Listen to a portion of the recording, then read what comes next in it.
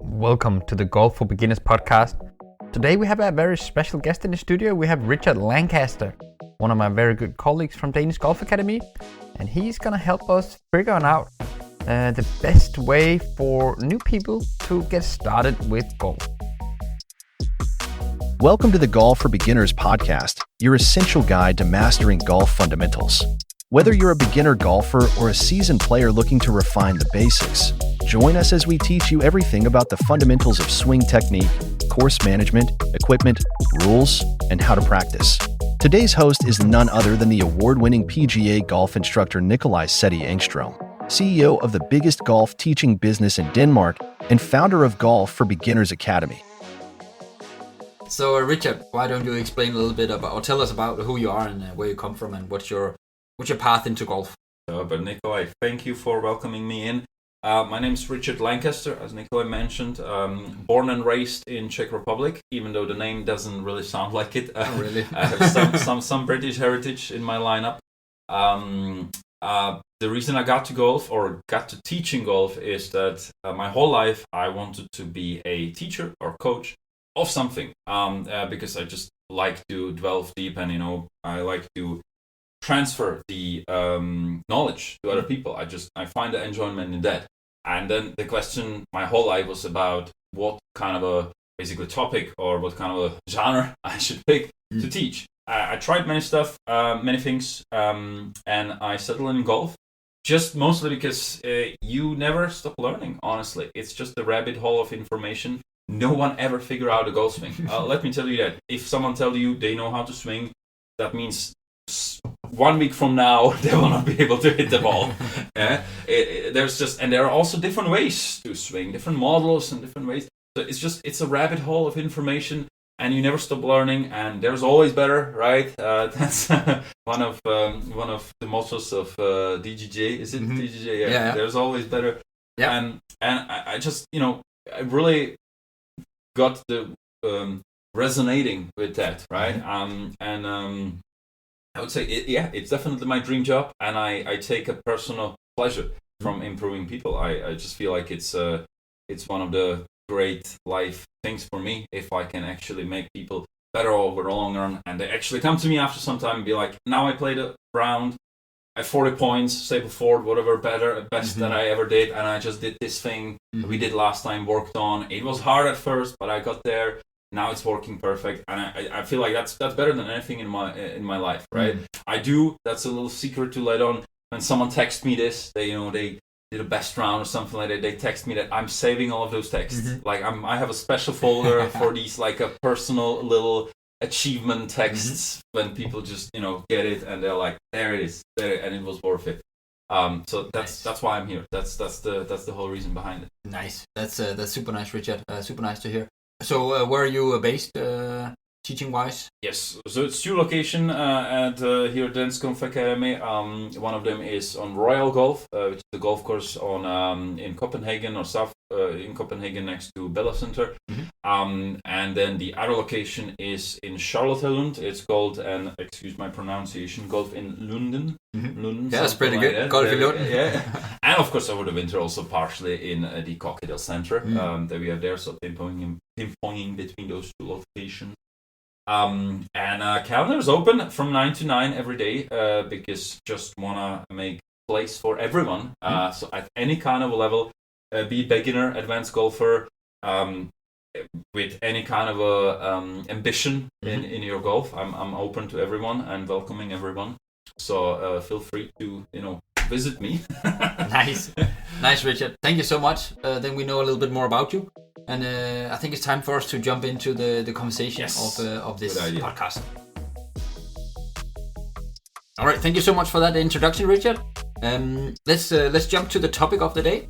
So, if I was a beginner golfer and I just actually right now decided that I want to play golf, and I am like, what am I supposed to do? And I call you, what would you tell me? Yes. Now, I absolutely understand that because golf can be a rabbit hole of information. So I would recommend most people, if you can, get a lesson actually, because golf coaches, golf professionals can help you with this journey. All right, there are so many things that of course you need to figure out when it comes to equipment and some basics with a swing, etc. There's so many things there. So golf coaches can definitely streamline this process and help you to get started on the right track and maybe ignore some of the stuff that's not necessary to start with, if you can, of course. If you cannot, if you just have to do it on your own, if I would have to see it from a golf coach perspective, I would say focusing on a grip would possibly be one of the first thing to start with, just because that's our only connection with the golf club. And it's always so awkward and hard to change a grip down the line. There are tons of videos and tips and tricks online that can help you establishing the right grip from certain ways. Like what I like to usually do is, especially on the left or on the leading arm, so that's the left one for a right-handed golfer, would be imagine we are holding the club like we would hold a hammer, which means we are going to have it a little bit more running through the fingers, and the thumb is going to be in a little better position than it would naturally be if you just grab the club as the first thing. So that's, for example, one of the tricks how we can find the right grip. Just again, because if we start the right way, it's going to just help us much better down the line. And a second thing I would say, be more dynamic. Because if we imagine, in this case, two different golfers, one of them is just going to use the whole body, rotate, swing, and etc., etc. Yes, the timing will be wrong, the sequence will be all over the place, and they'll probably miss the ball on their first try. And then we have another golfer that will just only basically lift their arms up, almost like a putting stroke, and hits the ball, and the ball goes maybe 20, 30 meters, right? You would see the second example as, as a better golfer in that case, or better beginner, because at least they hit the ball, right? But down the line, you give them 1 month, the guy who was completely dynamic, used the whole body, sooner or later they will learn how to hit the ball, and they'll down the line be better just because they will use their whole body, rather than just someone who is trying to hit the ball for all cost, hitting the ball, and then they don't move their body at all, and that results in swinging inside of the box, and then it's just very hard to unlearn that. So just keep the whole dynamic, rotate, overswing if you want to do at first. Why not? Just making sure that we are using the whole body. That would be from coaching perspective. From a player perspective, I would say go out and play. Go out and play as soon as you can. There are many places that just pay and play, it's called, which means you quite literally just give them your money. You can go out and play. You can borrow or loan clubs, or borrow sometimes even for free. Just go out there, play, try the game. It's completely different than if you just go on a range and hit balls. It's probably not going to be anything pretty, right? I would say don't even count the score or anything like that. Just see the game as it is, because golf is inevitably played outside. It's completely different than just hitting balls on ranges, I was mentioning, because there we're just hitting ball after ball. Now it requires some kind of a walking and changing clubs, etc. So I would recommend you just go out there and play as much as you can, get the taste of the actual game, and find out if it's for you or not. 95% of the time it will be for you, because it is just so addicting game. Yeah. Okay, that was super nice. So you said three interesting points there. You really focus on the grip in the beginning. Yeah. And I also very much agree with that, because if you learn something wrong from the beginning, then it's gonna be really difficult to change it later on in your golfing journey. So get started right with your grip.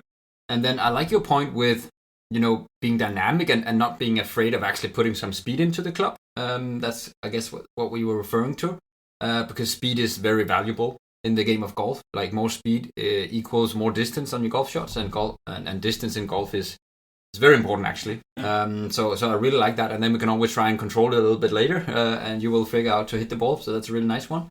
And then I totally agree with the thing. Just get out on the course and actually see what it is, instead of just being stuck on the range all the time, because then you also think that you're very good, you're pretty fast on the range, or you could be. And then you go out to the course, and then you actually figure out, holy moly, I need to hit the ball from grass and not a mat, and the ground is not level. It, like, there's slopes and everything, and there's wind blowing, there's water, and all kind of annoying stuff. So I totally agree. It's very good to actually get that experience pretty early on, so you also get to see if you actually at all like the game. So super cool points there, Richard. So, a question for you. I meet a lot of beginners, and so do you as well. And a lot of them, they come with the idea of that they learned most of the stuff they need to know on YouTube.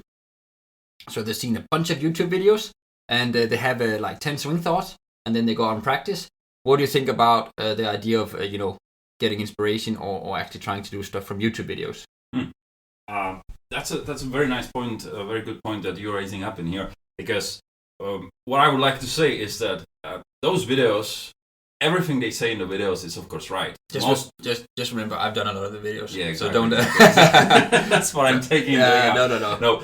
All of those YouTubers, most of the time, they are an actual PG professional, so they know what they are saying. The problem is the platform and the consumers. The platform is serving these videos to us on a platter. When YouTube or Google knows that you're a golfer, you just, everything's thrown at you.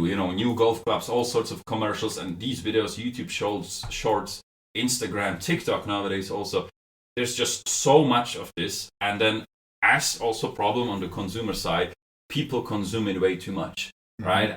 If you think about, if you go to an actual lesson, there's going to be usually 1 or 2 points to work on, and making sure that we get these points right, they are explained. If you look on YouTube videos or YouTube Shorts, even in this case, you can consume so many of them within 1 hour, and then you go on a range, and as Nikolai just said, then you have 10 things to think about, but just can maybe think about 1 or 2 things at once. We can't think about 10 different things, and that just leads to this swing paralysis. Not even for just beginners, but even for advanced golfers. They might have had a pretty good swing, pretty decent swing, playing for a couple of years. They wanted to improve. They decided to watch some YouTube videos, and it just threw them all over the place, because now they have so many things to think about, and they stand over the ball and they just can't hit the ball because they really don't know what to do. So I think it is definitely valuable, but then we have to be careful as a consumers, again, like with everything, honestly, as a consumers, to be responsible on consuming these things. Yeah, that's a very good point.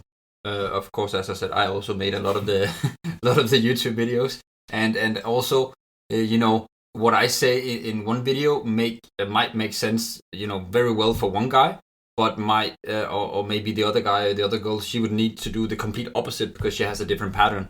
So it's and that's back to what you started saying, get a lesson in the beginning, because the professional teaching pro will be able to give you exactly what you need, instead of the videos where it's very broad and it's very generalized, so it kind of hits as many people as possible. But actually you need guidance for you and not something that will work for the most amount of people. So totally agree. Good point on that. I would recommend people rather watch a golf entertainment videos. That's pretty much new thing recently, or new thing, let's say 3-4 years. I think that's a better content to watch rather than trying to figure out swing in the video, because it is a person specific. And we're going to touch upon it later on when it comes to the feel and reel, right? The overdoing certain movements. In that case, it's just person specific, right? So I would definitely recommend try the lesson, and then we can actually see what we are working with, because everyone have a different background. If you're coming from different sports, you will inevitably try to apply those techniques and moves from other sports. Like if you play tennis before, or baseball, etc., or ice hockey, you see it on a daily basis. You're just trying to do that thing that it's natural to you, which does not necessarily need to work for golf, right? So then we just need to, have a personal and personalized approach to it. Yeah, very good point there. Okay, that's super cool. So YouTube videos, they can work sometimes, and there's a bunch of good stuff. Yes. But you need to know what stuff that works for you, which is the difficult part, and that's where usually the teaching pro comes into the picture. Okay, let's jump to a completely different topic. Let's talk a tiny bit about equipment. So you're just starting out with the game, and you don't have any clubs. What would you do in the first few steps regarding equipment? Yes. Very nice question. Now, if you just want to try golf, there is always an option to do it without clubs, that you actually can loan them, or many times even have them for free. Many times they are actual clubs on the range just laying around, because they are very old. They are not anything as good as it could be. But it's fine enough for starting. But let's just say that you actually got a little bit hooked and you're thinking, okay, maybe I want to start practicing a little bit more. Maybe I want to go out and play. I don't want to be alone in clubs every time. I want to get some kind of a set. There, I would definitely recommend. So there are a couple of options, of course. We can either go with a old used set bought on Craigslist or DB8 in Denmark, right? Yeah. We can then buy a very cheap, like a starter box set from a certain brand, or an actual proper set from a proper brand, right? 3 different options completely. If I would say one thing I would stay away from would possibly be those cheap box sets, just because it looks attractive because those are new clubs, right? There's lots of value for the quantity that you're getting. You're getting lots of clubs, usually 10 or 11 clubs, and there's the whole bag and everything. But the quality is just very, very poor. And many times that can actually deter people from playing golf because then it just becomes too difficult. I would rather use those money and actually buy used old clubs from any reputable big brand that is on the market, because usually, again, we'll end up with having a better solution there. Of course, as a club fitter, I would always recommend people, if it's in the budget, just go and have them fitted, because nowadays there are so many options on the market that you can actually aim towards any specific golfer. If the fitter knows what they are doing, they can also fit them a little bit more into the future. They are seeing certain potential in the player, improvement into the future, so they can manipulate a certain way. Of course, it's not a magic, right? Down the line, right? When we are touching about this subject, I would always say, because when someone says custom fitted golf clubs, usually people imagine like, okay, that's like a custom watch or something like that. It's like something special. But I would rather you think about it as your shoe size. If you're buying shoes, you want to pick the right shoe size, right? You're not even just grabbing something out of the place. You're just, it goes without saying.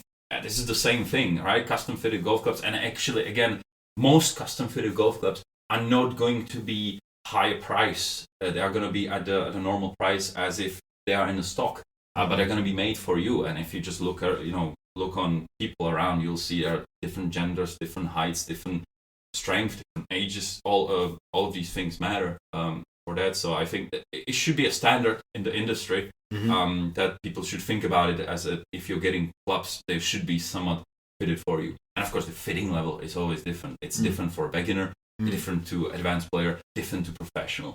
But again, if nowadays fitters should be able to know all of this and distinguish between that, and that's actually part of it. Fitters should ask you these questions. If they don't ask you these questions, maybe go to a different fitter. Right? That's the basic of it. Nice, super cool. A little bit about equipment there. Totally agree on that. It can be super nice just to start up with something secondhand used, just to kind of get a feel for the game, which is usually better than the starter packages. And then pretty quickly you can probably think about investing in something that fits you better. So definitely. Down the line, also, you will know that again, if you're going with a reputable brand as a new one, it will hold value, because then again, you look on the used market and you see some of them are very, very old, and yet they are still for pretty good price. So as Nikolai said, they're investment. You can quite literally think about it as an investment. Of course, you're going to use the clubs. They're going to get wear and tear, so they are going to go down in value. It's not like investing in a house, right? It's not real estate. Actually, there might be some very old putters from Scotty Cameron that are nowadays sell for 20,000-30,000, which is almost 10 times its value. But can't think about golf clubs, of course, that way. But just so you know, the only thing that will not hold value is the cheap starter sets. They basically, you can't really even find them on a used market. Usually people just want to get rid of them as fast as possible. And even beginners can feel the difference. Seriously, if you just golf for 1 month, if you try a proper golf club, properly weighted golf club, and something from a starter set, you will feel the difference. Yeah, I totally agree. Super cool, Richard. Last point for the beginner talks here. So you teach a lot of beginners. You run our beginner classes. So if you could pick 2 things that you want every beginner to learn, like golf swing, golf technical wise, you're not allowed to say the grip. You're not allowed to say dynamic movement, which I already mentioned. But 2 other things, what would be the 2 things that you would love all beginners to be able to do right away? I would say rotation, which I know I'm not allowed to say dynamic movement, but there we are back on that. It's coming down to the rotation. Rotation of the body. Yeah, rotation of the hips and rotation of the shoulders. I would say the great poet Shakira says the hips don't lie. It's all in the hips, right? Yeah. So finding a best way to rotate the body, right? There's like 9 different ways how to not do it, and practically 1 or 2 ways to really do it right. So it's all coming down basically on making sure that the head stays stationary.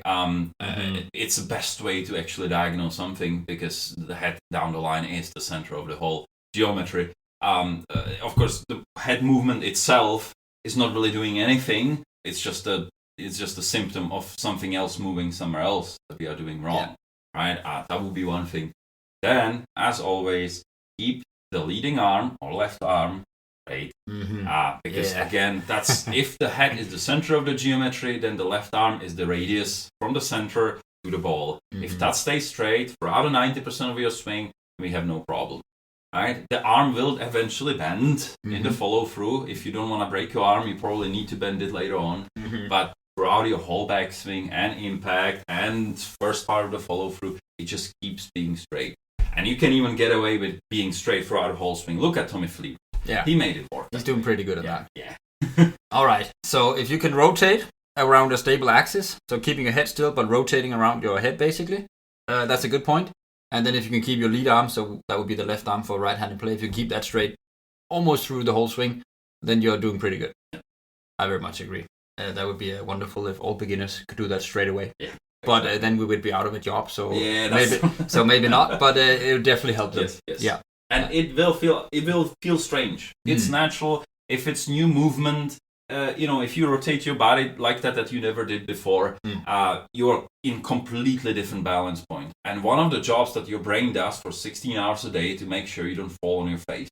So when you rotate to this position, the reflex is flex everything in your body as much as possible. Because if it relaxes one muscle too much, you will fall, right? So first and foremost, it will feel like it feels like you're old or something. You don't have the mobility or anything like that. No, it's just, you are tensed up because it's a new thing. Down the line, if you just keep repeating, it will, it will be natural movement. You will feel relaxed. You will feel like the mobility is actually there. Most of the time, unless you actually rolled in on a wheelchair, you will have the mobility. Yeah, right? Alrighty. So everybody listening here, that's 2 good points. Keep your head in the same position while rotating around it, and then keep your left arm straight. If you have heard some of the other episodes in this podcast, then you will also know that I have mentioned those things a few times. So if you're not doing that right now in your golf swing, it's a good thing to work on. Lastly, Richard, where are you teaching if anybody wants your help? That is 2 locations. It's on Royal Golf in Copenhagen. That's close to Bella Center. And the other location is Golf in London. Excuse the pronunciation. It's in Charlotte. So 2 locations, pinpointing between those 2. I am teaching from 9 to 9 every day. So there is a space for you. If you're working late nights or early mornings, you can always find it. Nice. Thank you so much for joining us today, Richard. It's been a pleasure. Thank you for tuning in to another insightful episode of the Golf for Beginners podcast. We hope you found valuable tips and inspiration to enhance your golf journey. Remember, whether you're a novice or a seasoned player, there's always room for improvement. For more in-depth resources, tutorials, and a supportive community, head over to our website at golfforbeginners.academy. There, you'll find a wealth of information to elevate your game. Don't forget to subscribe, leave a review, and share this podcast with your fellow golf enthusiasts. Until next time, keep practicing, keep learning, and enjoy this lovely game.